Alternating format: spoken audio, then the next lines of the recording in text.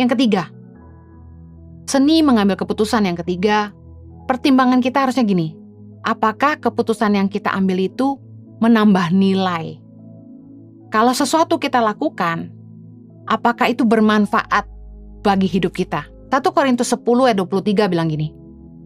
Segala sesuatu diperbolehkan. Benar, tetapi bukan segala sesuatu berguna. Segala sesuatu diperbolehkan. Benar, tetapi bukan segala sesuatu membangun. Firman Tuhan ini ngajar dengan begitu jelas, nggak perlu dijelaskan lagi. Sangat jelas bahwa memang benar segala sesuatu itu diperbolehkan. Tapi berguna nggak? Segala sesuatu itu diperbolehkan, tapi membangun nggak?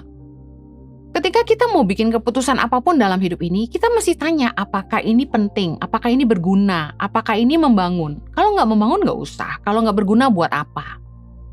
Filipi 4 ayat 8. Jadi akhirnya saudara-saudara, semua yang benar, semua yang mulia, semua yang adil, semua yang suci, semua yang manis, semua yang sedap didengar, semua yang disebut kebajikan dan patut dipuji, pikirkanlah semuanya itu. Nah, waktu kita mau ngambil keputusan, kita harus uji apakah yang kita buat ini benar, mulia, adil, suci, kebajikan, patut dipuji. Kalau enggak, jangan. Kalau enggak nambah nilai, buat apa? Tidak semua ikan harus dimakan. Kita harus belajar tidak serakah. Tidak semua berkat itu untuk kita. Saya mau kasih contoh apa yang saya alami. Ada orang yang menawarkan tanah kepada kami. Kebetulan tanah ini letaknya di salah satu kota. Di salah satu kota yang saya tidak sebutkan ya, supaya tidak menyinggung siapapun. Nah, ketika diberitahukan kepada kami ingin menyumbangkan tanah ini buat Tangan Pengharapan. Saya bilang begini, kita tidak ada rencana untuk bangun sekolah di situ, kita tidak ada rencana untuk bangun sekolah berasrama di situ. Kalau harapan dari orang yang menghibahkan tanah ini adalah supaya kita bangun sesuatu di situ, maaf, kita tidak bisa. Nah, seringkali orang serakah. Wah, ini berkat buat saya.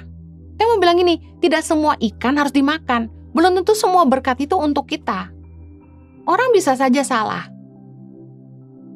Lain cerita kalau misalnya tanah itu diberikan lalu terserah kita kalau mau dijual. Masalahnya orang itu berharap kita bangun di situ. Nah, saya katakan, sorry, kita nggak ada rencana untuk bangun sekolah berasrama di situ. Banyak aset berarti banyak pengeluaran. Kita nggak boleh serakah. Untuk apa kita terima, lalu kita nggak pakai juga. Kalau ada orang yang mau kasih kita sesuatu, kita juga harus berpikir apakah kita butuh. Karena ketika orang kasih kita sesuatu, itu akan ada pertimbangan lain, ada beban baru. Jangan sembarang terima kebaikan orang. Doa sungguh-sungguh apakah memang ini untuk saya. Waktu kita diberkati, kalau memang itu untuk kita, itu akan mendatangkan kebaikan buat kita. Tapi kalau kita diberikan sesuatu lalu itu jadi beban, itu ke depan bisa jadi masalah. Ketika kita mau ngambil keputusan apapun, pastikan kita pertimbangan baik-baik apakah nambah nilai buat hidup kita. Diajak teman melakukan sesuatu, nambah nilai nggak? Berguna nggak sih? Membangun nggak buat hidup kita? Kalau nggak nambah nilai buat hidup kita, jangan dilakukan. Yang keempat, waktu kita mau ngambil keputusan, pikirin apakah itu bermanfaat buat orang banyak. Kita harus mengutamakan nggak cuma kepentingan diri kita sendiri, kita juga harus mikir dampaknya buat orang lain di sekitar kita. Apa dampaknya buat keluarga kita? Filipi 2:4 bilang ini, dan janganlah tiap-tiap orang hanya memperhatikan kepentingannya sendiri, tetapi kepentingan orang lain juga. Waktu kita mau bikin keputusan apapun, pastikan kita mikir manfaatnya untuk kita dan untuk orang-orang di sekitar kita, terutama keluarga kita. Kita harus mikir dampaknya. Seringkali orang begitu egois ngambil keputusan, ya terserah saya yang akan ngadepin. No, kalau kita bikin keputusan, yang ngadepin bukan cuma kita. Contoh, kita nggak mau jaga kesehatan, kita nggak mau jaga makan.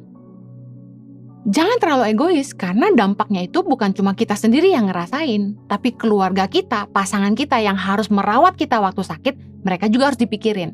Kurang lebih seperti itu.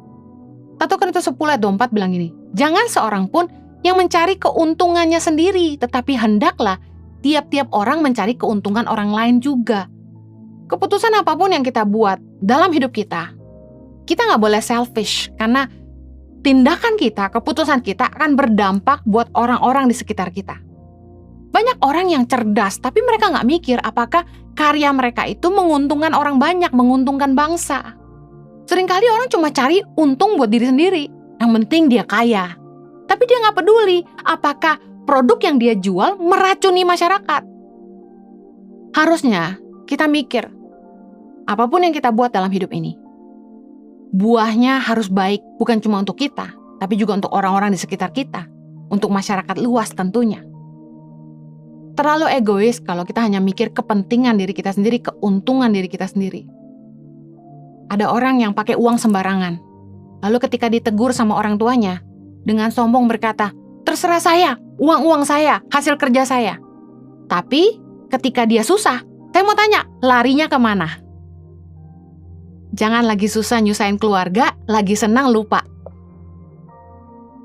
Besar kecilnya hidup kita tidak diukur dari nilai kekayaan, tapi dari seberapa besar manfaat hidup kita bagi hidup orang banyak. Percuma kalau kita kaya tapi kita nggak guna. Markus 4 ayat 31 bicara soal hal kerajaan sorga itu seumpama biji sesawi yang ditaburkan di tanah.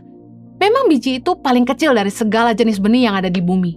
Tetapi apabila ia ditaburkan, ia tumbuh dan menjadi lebih besar daripada segala sayuran yang lain dan mengeluarkan cabang-cabang yang besar sehingga burung-burung di udara dapat bersarang dalam naungannya. Bicara soal gini, hal yang dari kerajaan sorga itu dimulai dari kecil, tapi akan tumbuh dan berkembang menjadi berkat bagi hidup banyak orang.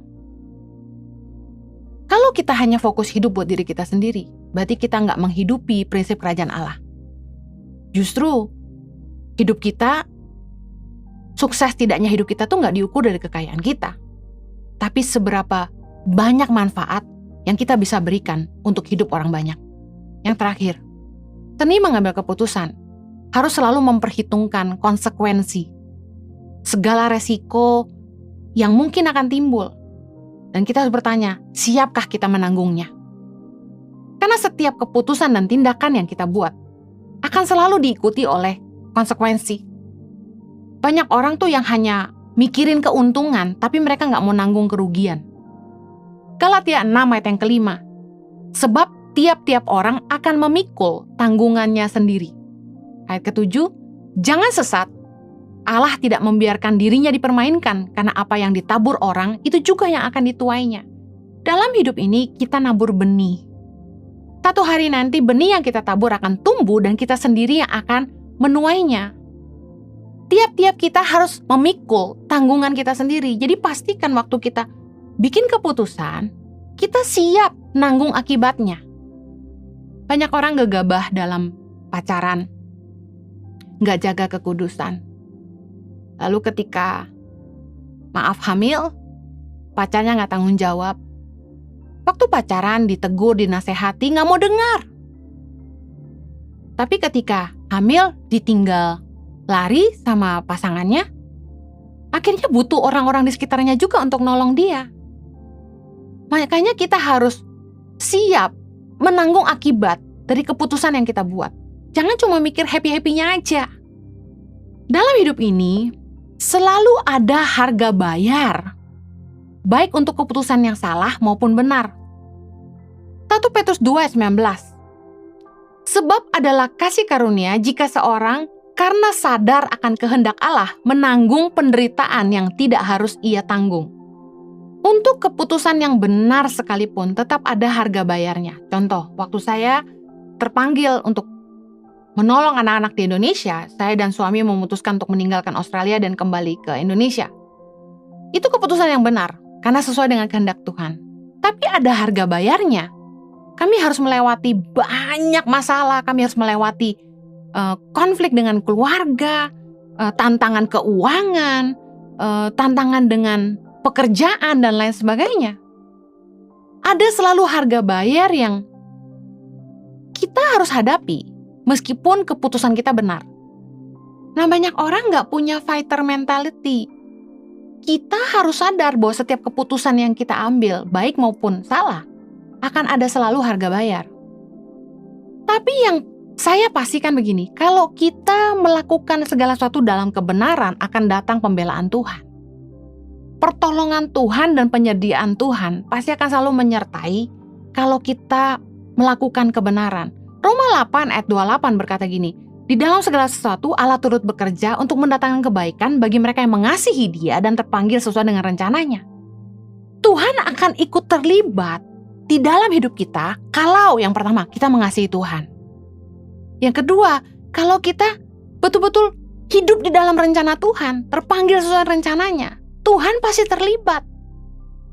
Tapi kita seringkali minta pembelaan sementara kita tidak melakukan kebenaran. Amsal 13 ayat 13 bilang gini, siapa meremehkan firman, ia akan menanggung akibatnya, tetapi siapa taat kepada perintah akan menerima balasan. Seringkali anak Tuhan bikin salah. Mereka takut menghadapi konsekuensinya, dan ketika harus menghadapi konsekuensinya, mereka minta pembelaan Tuhan. Nah, saya mau katakan gini, Tuhan gak akan bela kita kalau kita gak hidup dalam kebenaran. Kita sendiri yang berbuat, kita harus tanggung jawab. Satu kali kami ngurus izin untuk bangunan sekolah. Salah satu staf saya yang membantu mengurus izin berkata kepada saya, apa perlu saya lakukan ini dan itu dengan cara-cara manusia? Lalu saya mulai berkata, jangan lakukan, ikuti saja aturan. Karena jangan sampai kita tidak melakukannya dalam kebenaran dan Tuhan tidak akan memberikan pembelaan. Hati-hati dengan keputusan yang kita buat dalam hidup ini. Baik maupun salah akan ada konsekuensinya, tapi saya mau pastikan gini, kalau keputusan kita benar, akan datang pembelaan Tuhan. Tapi kalau kita bikin keputusan yang salah, kita yang nanggung akibatnya. Saya akhiri seni membuat keputusan. Yang pertama, pastikan keputusan kita itu adil. Bukan hanya sekedar kasihan ataupun sungkan. Yang kedua, kita harus bikin keputusan itu yang benar. Sesuai hukum, aturan, kebenaran. Jangan sampai kita mengada-ngada dan berdusta. Yang ketiga, keputusan yang kita ambil itu pastikan menambah nilai dalam hidup kita. Yang keempat, keputusan yang kita buat itu bermanfaat untuk hidup orang banyak, khususnya keluarga dan orang-orang di sekitar kita. Yang kelima, kita harus mengerti bahwa ada konsekuensi yang mengikuti setiap keputusan kita. Siapkah kita menanggung resikonya? Saya berdoa agar Roh Kudus senantiasa membimbing kita dalam mengambil keputusan biar roh takut akan Tuhan, senantiasa menjaga hati kita. Pertimbangan hati kita selalu dijaga Tuhan di dalam kebenaran.